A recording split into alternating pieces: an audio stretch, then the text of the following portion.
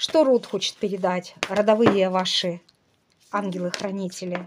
Слушайте, ну вы тут звезда, не верховная жрица. Верховная жрица, женщина, наделенная сакральным знанием, очень ценная для мироздания. И они говорят, у тебя прорыв, ты очень мудро поступала, и здесь какого-то человека, ты практически его мировоззрение поменяла. У него сейчас перезагрузка была у этого человека.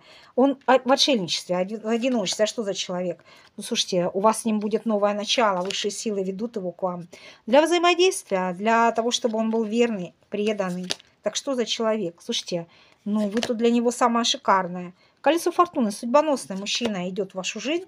Тот, который ушел, который много слез дал, а сам от вас зависим.